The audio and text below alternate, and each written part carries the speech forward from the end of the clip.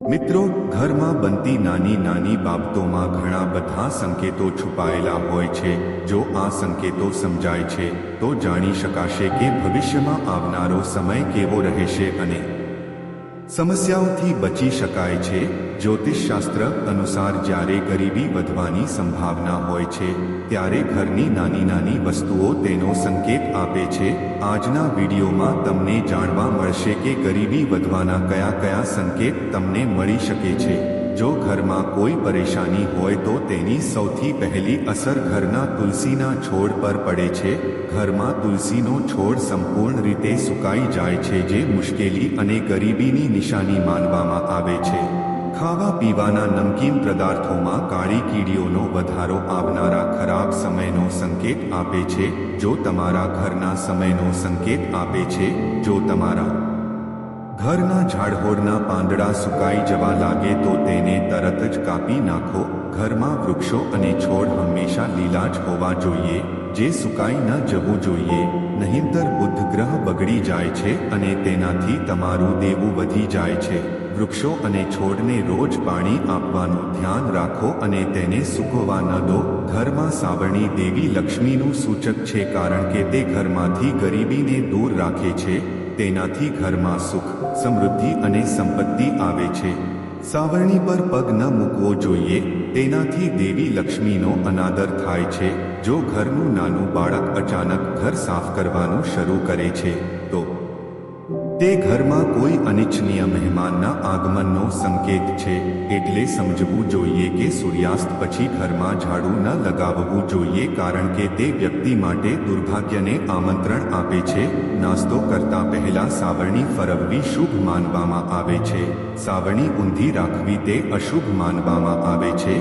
સાવરણી હંમેશા નીચે પડેલી રાખવી જોઈએ. તેને ઊભી રાખવાથી ઘરમાં વિખવાદ વધે છે અને ઘરમાં ગરીબી અને દરિદ્રતા રહે છે. તમારે અંધારું થયા પછી ઝાડુ મારવાનું ટાળવું જોઈએ. આનાથી દેવી લક્ષ્મી નારાજ થાય છે. જો ઘરનો કોઈ સભ્ય બહાર જાય તો તેના ગયા પછી તરત ઝાડુ ન મારવું. થોડી વાર પછી સાવરણી સાફ કરવી જોઈએ, તે પણ ભગવાનને પ્રાર્થના કર્યા પછી. સાવરણીના હંમેશા તમારે છુપાવીને રાખવી જોઈએ. જે રીતે પૈસા છુપાવવામાં આવે છે તેવી જ રીતે સાવરણી પણ ઘરમાં આવતા લોકોથી છુપાવીને રાખવી જોઈએ.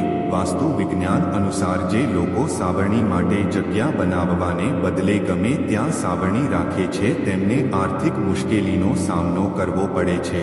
તેમના ઘરમાં સંકટ આવે છે. આનાથી ખર્ચ વધે છે અને આર્થિક સમસ્યાઓનો સામનો કરવો પડે છે. મિત્રો, ગાય કે અન્ય કોઈ પ્રાણીઓને સાવરણીથી મારીને ન ભગાડવા જોઈએ. તેના કારણે દેવી લક્ષ્મી ગુસ્સે થઈને તમારું ઘર છોડીને ચાલ્યા જાય છે. જે ઘરોમાં દૂધ ઉકળે છે અને છલકાય છે ત્યાં અચાનક પૈસાનો વ્યય વધી જાય છે. ઘરના લોકો બીમાર પડવા લાગે છે અને ઘરેલું જીવનમાં અંતર આવવાની શક્યતાઓ વધી જાય છે. આથી આગામી સમયમાં આ વાતનું ધ્યાન રાખો. ઘણા લોકો કહે છે કે દૂધ ઉકળીને નીચે પડવું શુભ હોય છે. તેથી હું તેમને કહી દઉં કે જો તમારા ઘરમાં દરરોજ દૂધ ઉકળે અને છલકાય તો તે શુભ નથી. આવું દરરોજ ન થવું જોઈએ. તમારે આ વાતનું ખાસ ધ્યાન રાખવું જોઈએ. જો તમે ઘરેથી કંઈ કામ માટે નીકળો છો અને પાછા ઘરે આવતી વખતે તમારા દરવાજા પર સૌથી પહેલી જો તમને ગરોળી જોવા મળે તો સમજી લેવું કે આવનારો સમય તમારા માટે અશુભ સંકેતનો ઈશારો કરે છે. તેનો અર્થ એ છે કે તમારો ખરાબ સમય ખૂબ જ જલ્દી શરૂ થવા જઈ રહ્યો છે.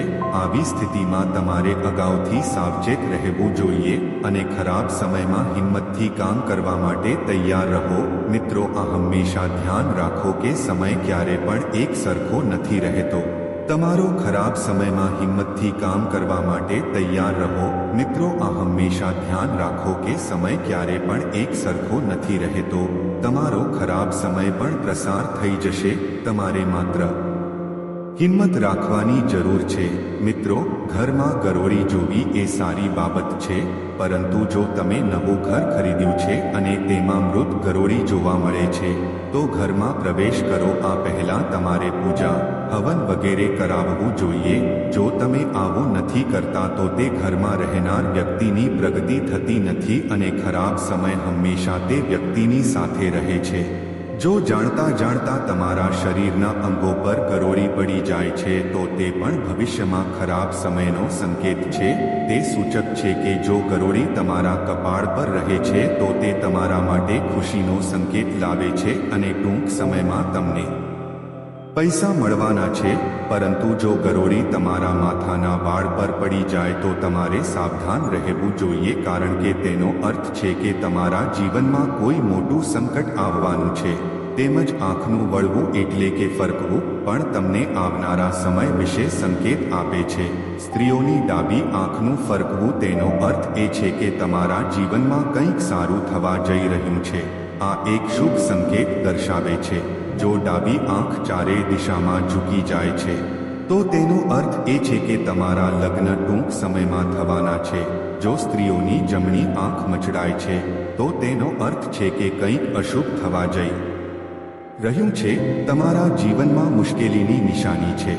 પુરુષોની ડાબી આંખ ફરકવાનો મતલબ છે કે તમારા જીવનમાં સખત મહેનત અને કષ્ટદાયક સમય આવવાનો છે. જ્યારે પુરુષોની જમણી આંખ ફરકવાનો અર્થ છે કે તમારા જીવનમાં કોઈ સારા સમાચાર આવવાના છે. તેમજ તમને ભવિષ્યના સંકેતો મળી શકે છે કે જો કોઈ સ્ત્રીના માથા પર કાગડો આવીને બેસી જાય તો તે મહિલાના પતિ પર કોઈ મોટી મુશ્કેલી આવવાની છે. કે જો અચાનક કોઈ વ્યક્તિના ઘરે કે તેના ધાબા પર ઘણા બધા કાગડા આવી જાય અને અવાજ કરવા લાગે તો તે કોઈ મોટી મુસીબતનો સંકેત છે કે તે ઘરના માલિક માટે ઘણી સમસ્યાઓ આવવાની છે. મિત્રો, કાચ કે પોર્સેલેન ઘરમાં પડેલા જો વાસણો વારંવાર તૂટે તો તે ગરીબી દર્શાવે છે. મિત્રો, આજ માટે આટલું જ.